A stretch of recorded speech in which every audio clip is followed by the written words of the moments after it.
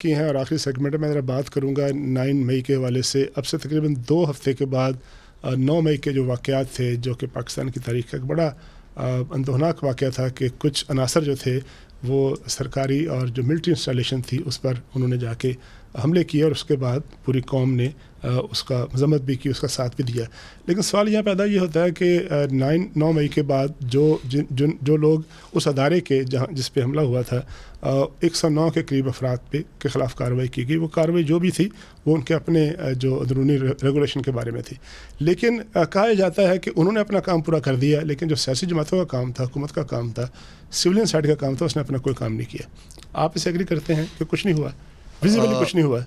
جی بالکل, میں بالکل آپ سے ایگری کرتا ہوں. میں اس پہ بہت کچھ لکھ بھی چکا ہوں اور لکھتا رہا ہوں تسلسل کے ساتھ. معاملہ یہ ہے کہ 9 مئی کی جو سنگینی ہے نا چودھری صاحب, اس کو میرا خیال ہے کہ ہم نے اس کا ادراک نہیں کیا صحیح طریقے سے. ایک بغاوت ہوئی ہے, میں اسے بغاوت کہتا ہوں. بغاوت اس لیے ہوئی ہے کہ باہر سے آپ نے منظم کیا کہ کوئٹہ سے لے کے ہم نے چترال تک یہ کارروائیاں کرنی ہیں, انسٹالیشن پہ حملے کرنے ہیں, اس کے نتیجے میں فوج کے اندر بغاوت پیدا ہونی ہے, بغاوت کے نتیجے میں آرمی چیف کا تختہ ہم نے الٹ دینا ہے. یہ سازش تھی پوری. ایک سازش ہوئی, ایک بغاوت ہوئی. اس بغاوت کا ایک حصہ جو ہے, پہلا حصہ وہ مکمل بھی ہو گیا.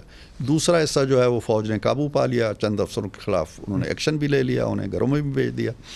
اب اگر وہ بغاوت بھی تھی جو کہا گیا, بارہا فوج نے کہا ہے, اور پہلی پریس کانفرنس میں انہوں نے کہا اس پی آر نے کہ 200 سے زیادہ فوجی تنصیبات پہ حملے ہوئے.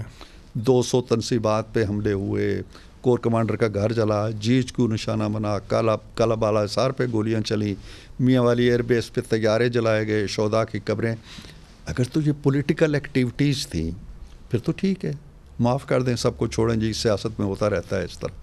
اگر نہیں تھیں اور یہ بغاوت تھی اور تھی, تو پھر اس بغاوت کو ہم نے بغاوت کی طرح لیا نہیں ہے. حقیقت یہ ہے. کس نے نہیں لیا؟ میں آ رہا ہوں اس طرف. ایک اس کا پہلو تھا فوج. فوج نے جن لوگوں کو گرفت میں لیا ان کے پاس شواہد بھی تھے, انہوں نے ان شواہد کی بنیاد پہ ان پہ مقدمات بھی چلائے, ان مقدمات کے فیصلے بھی ہوئے اور فیصلے ہوئے پڑے. وہ فیصلے اب اناؤنس کیوں نہیں ہو رہے؟ اس لیے کہ عدلیہ نے دیوار کھڑی کی ہوئی ہے بیچ میں کہ جی آپ نے اگر کسی کو سزائیں بھی دینی ہیں تو ہمارے بغیر, جب تک ہم نے بیریئر نہیں ہٹانا آپ نے وہ فیصلے نہیں سنانے.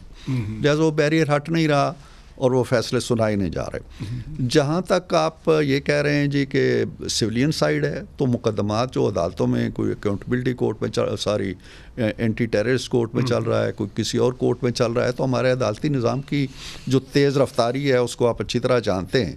لیکن ان تمام باتوں کے کہنے کے باوجود میں بالکل آپ سے ایگری کرتا ہوں کہ 9 مئی کی شدت کو اور اس کی حدت کو اور اس کی گرمی کو اور اس کی تپش کو ہم لوگوں نے سہ لیا ہے, برداشت کر لیا ہے, اور ایک جواز پیدا کر دیا ہے کہ کل کلاں کوئی اور خدا نہ خواستہ. دوسرا اس کا پہلو یہ ہے کہ جو 9 مئی والے ہیں ان کی تو اب حکومت بھی بن گئی ایک صوبے میں, اب ان کو افطار ڈنر بھی دیے جا رہے ہیں, ڈیل کی باتیں بھی روز ہوتی ہیں. وہاں جو اس پارٹی کے سربراہ ہیں, بانی چیئرمین ہیں, ان کو جو سہولیات دی گئی ہیں, جو ان کو استحقاق حاصل ہے, وہ تو ماضی میں کسی کو نہیں دیا گیا.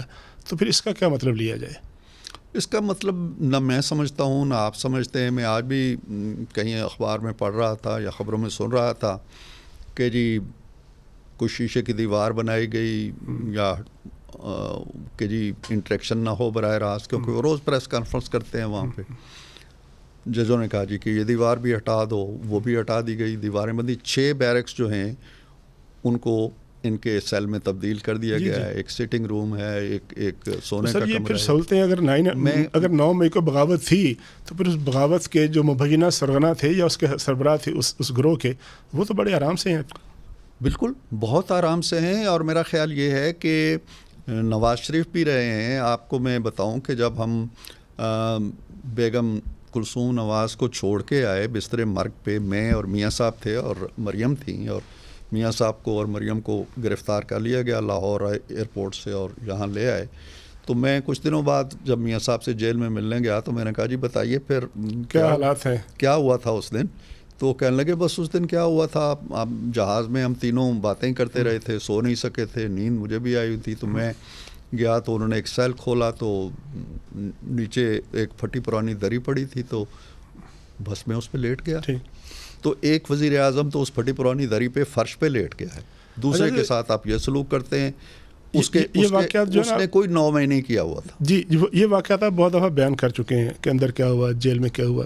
اب ایشو یہ ہے کہ ہر آئے روز گزشتہ چند ہفتوں سے خاص طور پہ 8 فروری کے الیکشن کے بعد 4-5 ایسے افراد جن پر الزامات ہیں, وہ مجھے نہیں پتا کہ وہ ٹھیک ہیں یا غلط ہیں, وہ اچانک پشاور سے نکلتے ہیں اور وہ جا کے پیش ہوتے ہیں, ان کی ضمانتیں ہوتی ہیں. تمام مفرور نہیں, میں کہتا مطلوب کہہ دیتا ہوں, مطلوب افراد نکلتے ہیں. کل بھی ایک خاتون جو تھیں وہ برآمد ہوئی لاہور سے ایک ریلی میں اور وہ نعرے لگا رہی ہیں.